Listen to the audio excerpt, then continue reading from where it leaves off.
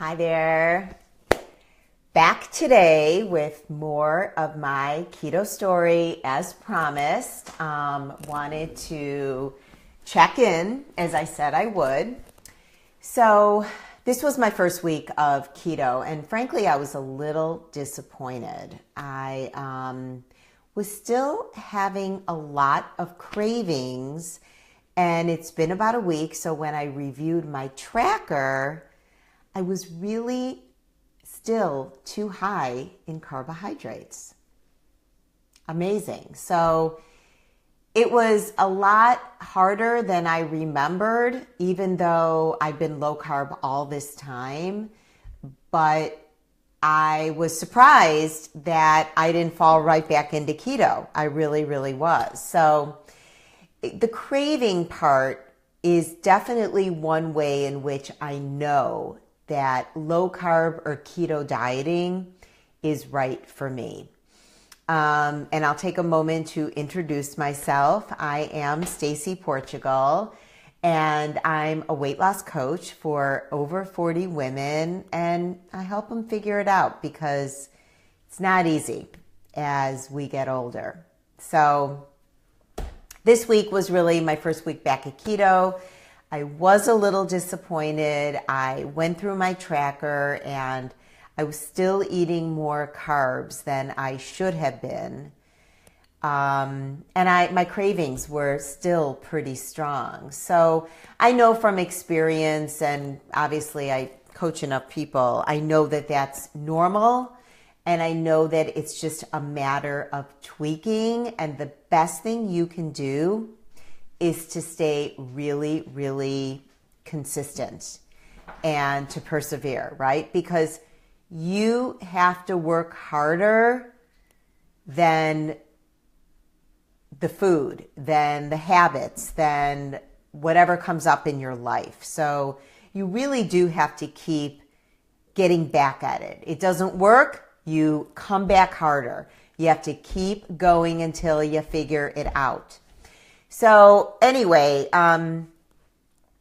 it was a very tough week, and it's actually it's very tough for me in the summer overall because we're very social. We're in a vacation mentality. I'm sure many of you are. I live in Chicago, so it's really the only time of year that our weather is fantastic, and there's nothing like Chicago in the summer. So everyone is just up for, al fresco dining, and there's, it's summer in Chicago. It's fantastic, but it also makes it really hard when you're trying to watch what you're eating. So it's really kind of prompted me to think back about what really works for me. And when I was full on keto, what was working and what was producing those results that I loved, because I never felt more energetic. I was loving what it was doing to my body composition. I had many people notice, it wasn't just me. My weight loss was not super fast, but I'm only trying to lose about 10 pounds, so maybe that's why.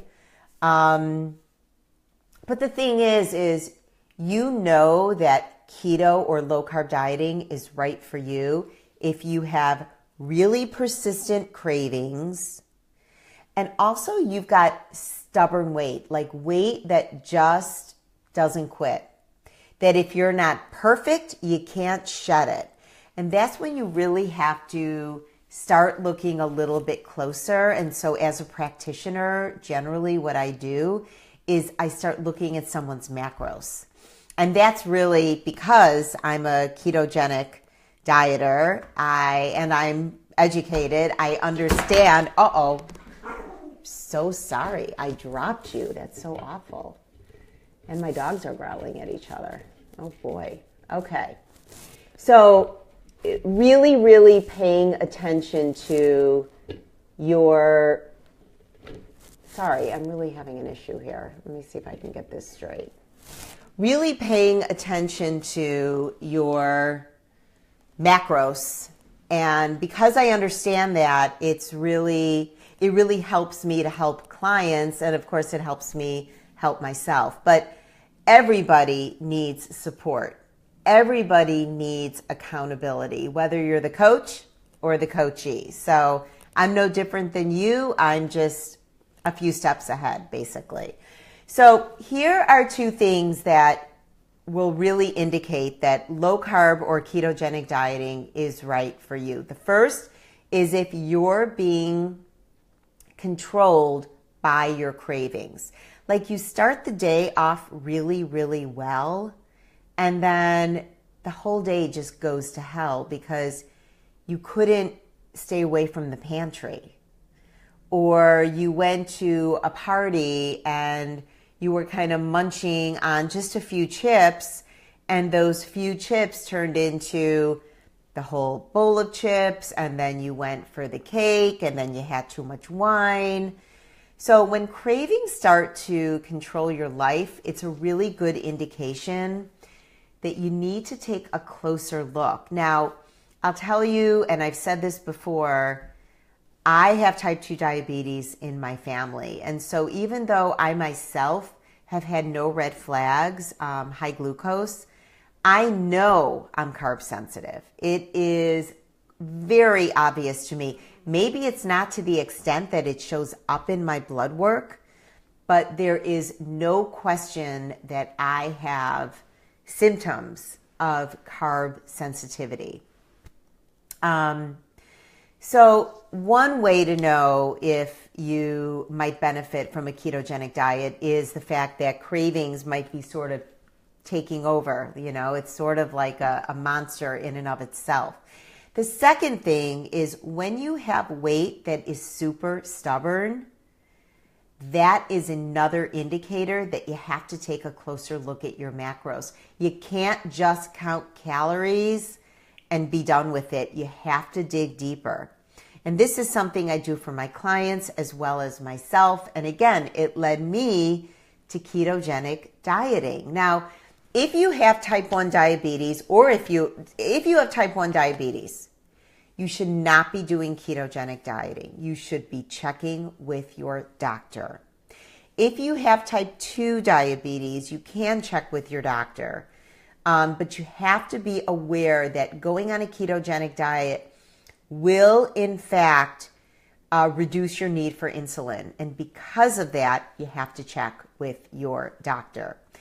So those are two indicators that will tell you if ketogenic dieting might be good for you. Now, if you have questions about ketogenic dieting, I'm going to be sharing my journey for the next couple of weeks. So I really want you guys to let me know so I can be sure to address any questions or concerns you have about ketogenic dieting. So let's kind of go back to cravings. Do you feel as though cravings are sort of taking control of your life? So I see, Cindy, you're saying that you didn't know that. So tell me, what didn't you know? Can you type that in? Because I'm curious what resonated with you, what was interesting for you. So cravings are like a really, really big thing. And I have many clients who are just so surprised at the amount of cravings that they're experiencing. And what the cravings are telling you is that you're eating too much sugar. So just like any other craving, if you smoke cigarettes, you're going to crave cigarettes. If you're an alcoholic, you're going to crave alcohol.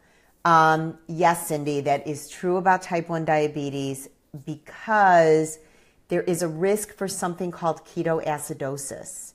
And so you would want to check with your doctor before starting a ketogenic diet, for sure. And even if you have type 2, because it will change your need for insulin, you have to be in touch with your doctor for that as well. I can coach people with type 2. I'm very comfortable doing that, but I would also want them to be conferring with their doctor. So here's a couple of things that might help if you think you may want to start a ketogenic diet. Gotcha, Sin.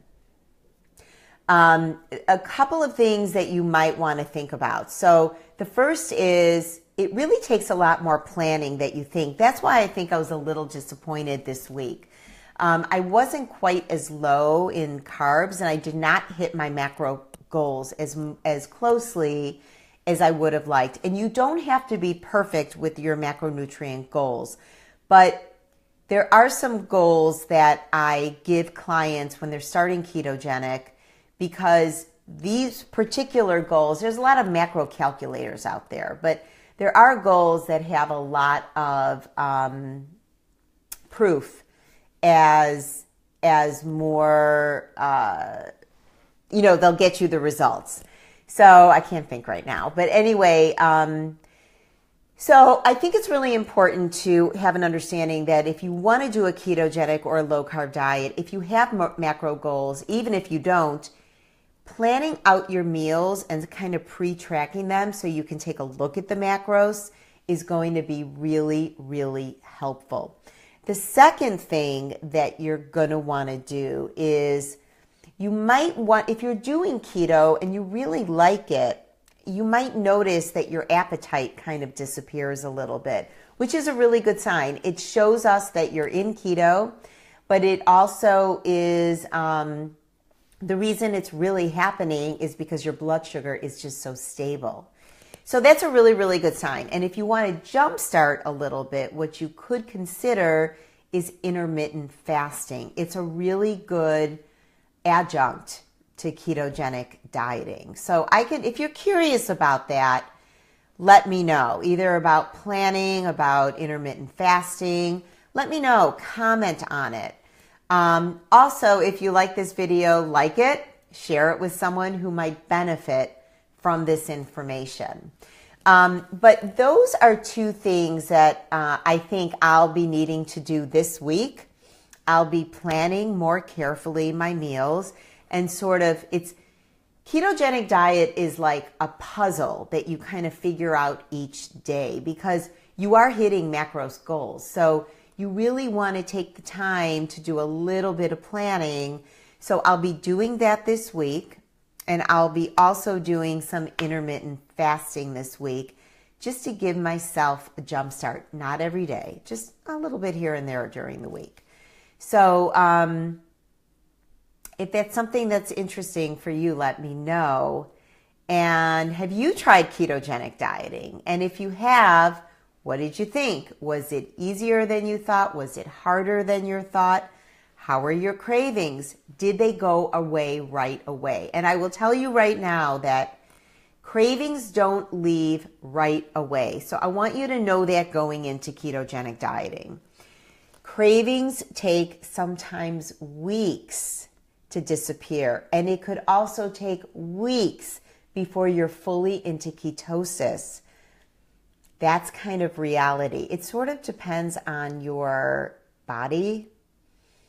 So it's going to be a little different for everybody. So we can't say for certain how long it takes you to get into ketosis, but it could take weeks.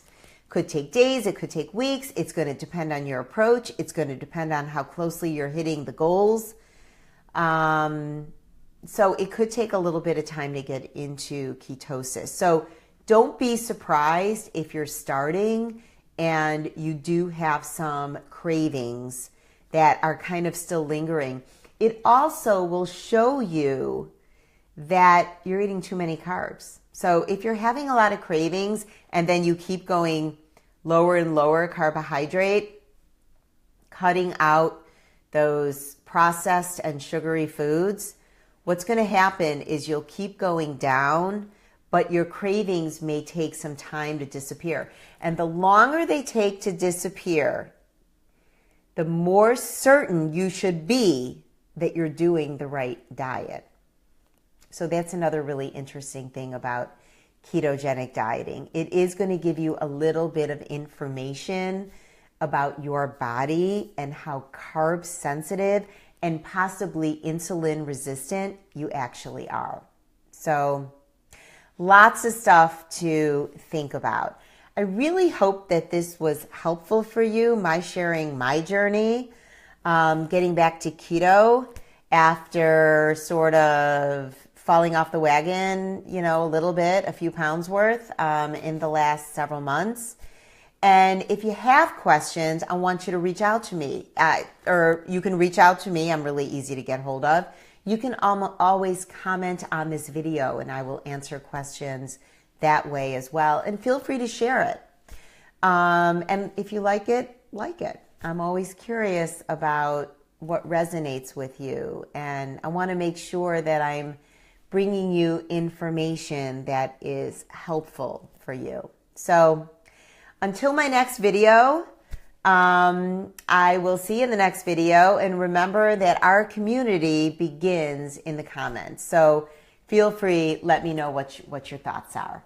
All right, guys, so that's it. These were the 2 things that are great indicators that ketogenic or low-carb dieting might be right for you. Feel free to watch it on replay, and I'll see you in the next video. Bye.